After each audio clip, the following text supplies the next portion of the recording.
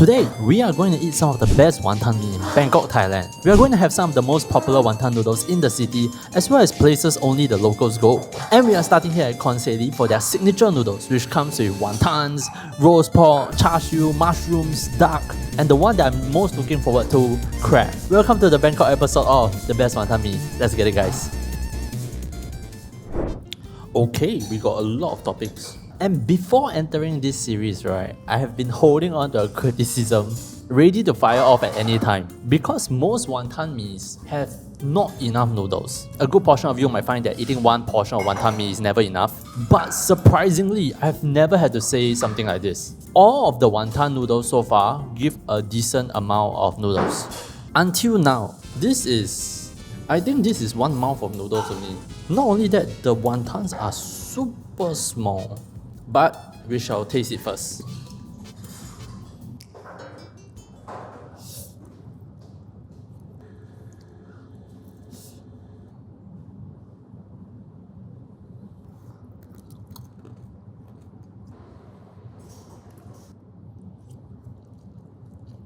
Oof, not off to a good start. But we deal with the heats first.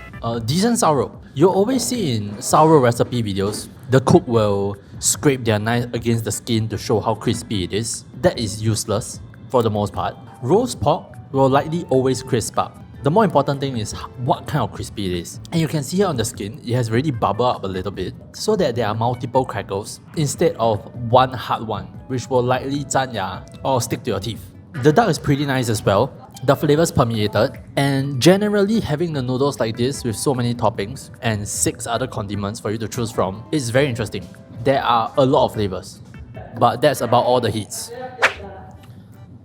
The noodles are very soft. Biting through multiple strands, it all kind of like combines into a doughy texture. There's no bite to it at all. And I'm not sure if this is how they do it here. Very generally, there are 3 factors to noodle strength. The first 2 are kind of related. The biggest one is hydration. So the lesser hydration, the harder the noodle will be.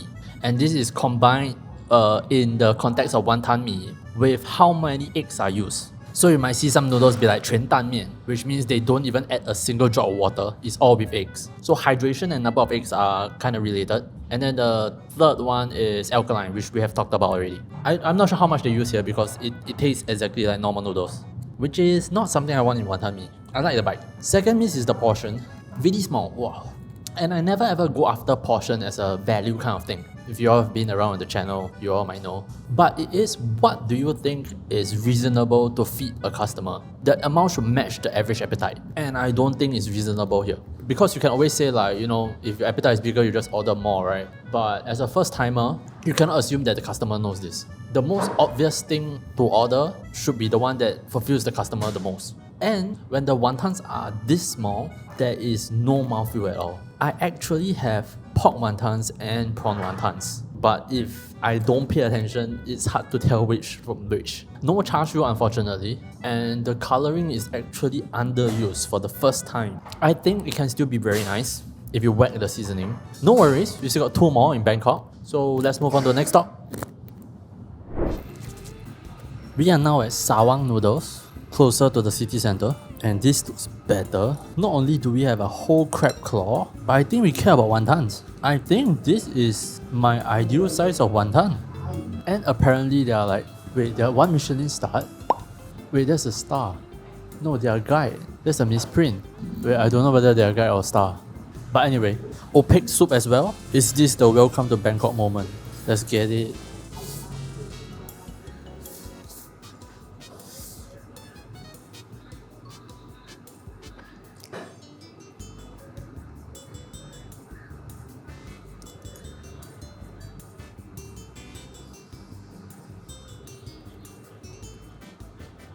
Yes lah, welcome to Bangkok. We care, we finally care. Their wonton, not only is it good size, it's in this opaque soup. We care about the wontons, we care about the soup. And in the wontons is 1 whole prawn, not the small kind that you put into hakao. It occupies 1 whole side of the wonton. And the other side is all mincemeat. Well worked mincemeat at that. Like one bite you have the snap of the prawn, the next bite is the bounce of the mincemeat. How many wontons has it been? This is by far the most distinctive one. If Thanos appears, I'll tell him it's fine, it's fine, it's fine. I'll have the wonton. You can keep the char siu. Although the char siu is pretty nice as well. It's not roasted until like, you know, there's the burnt parts. But inside is tender, it's juicy, it's very flavorful. It's cut in pretty thick slices as well, so the texture is really nice. And I can still go on. We have a whole crab claw in which the crab is both sweet and has texture. And I don't have to pay 100 Singapore dollars to eat crab. Nor do I get a time slot for my lunchtime. I'll never leave it down. I'll never leave it down. The noodles itself is flavoured very simply. I'll say some salt and just a lot of lard. The noodle texture is better than the previous one, although I wouldn't go as far as to say it's tiak tiak tiak. And I'm really sorry. Just now I missed out a really big factor of noodle strength, which is how well the dough is kneaded, and consequentially how strong is the gluten form. I say this because I think they are probably using a different flour for the noodles. This is not the tiak tiak tiak one as you would expect of Malaysia's or Singapore's. Nevertheless, still very nice. And then to the missus. Again, noodle portion too small. I don't believe this is the average appetite of the Thai people. No shot. But I may be wrong on that. What I'm more confident of as a miss is the lard. It's pooling already. You can see how much excess lard is used. Even though the noodles were all shiny with lard already, this was not like an unevenness in it.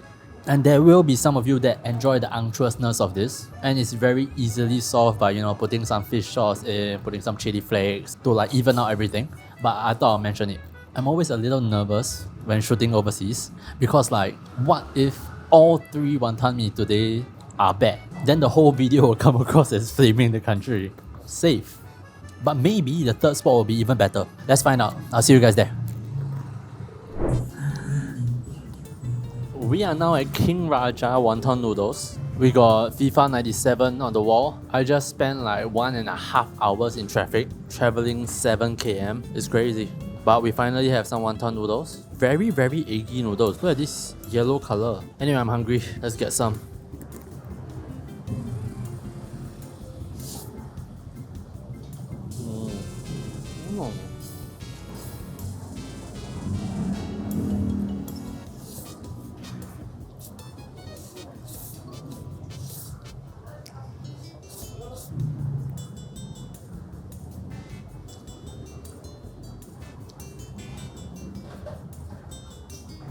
Well, this disproved the previous 2 Wanton Mee a little bit.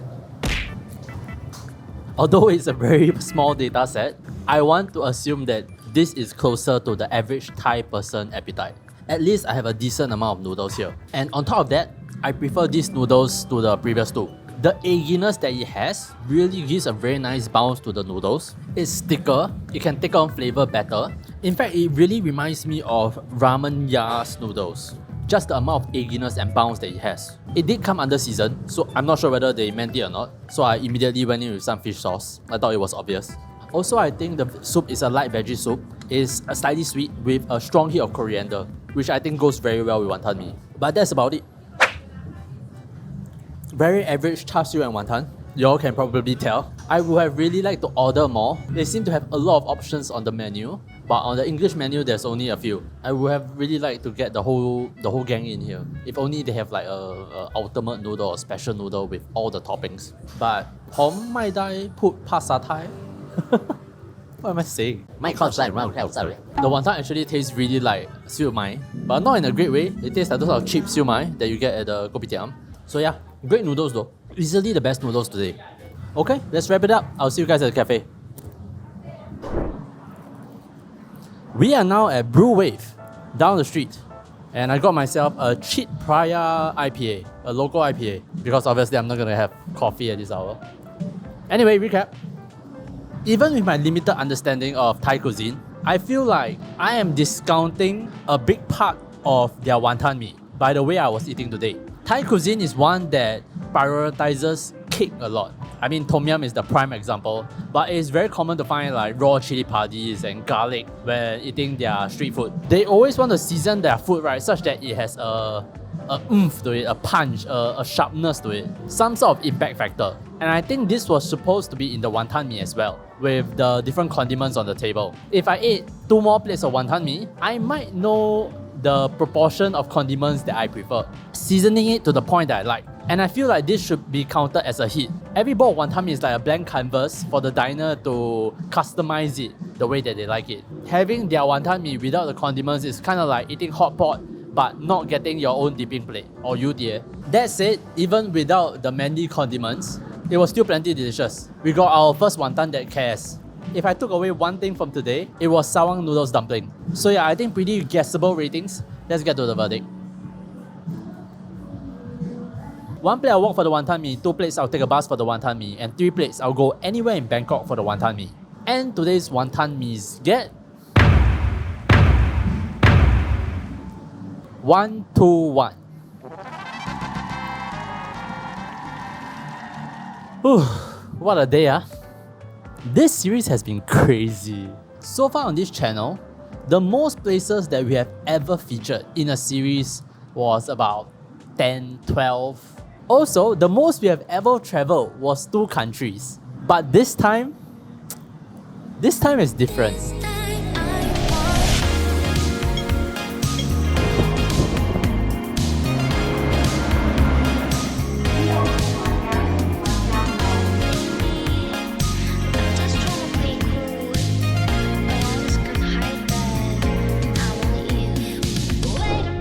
We are now in Hong Kong, at the top of Taiping San, home to some of the best char sius in the world, but more importantly, the peak of Wanton Mee. And our search continues, boys. I don't care if I have to bump some shoulders or get scolded in Cantonese for no reason, we are going to find ourselves some great Wanton Mee.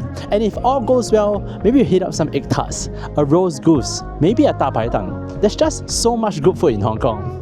But for now, that's all I have for you guys this time. I'll see you all next week in Hong Kong. Bye!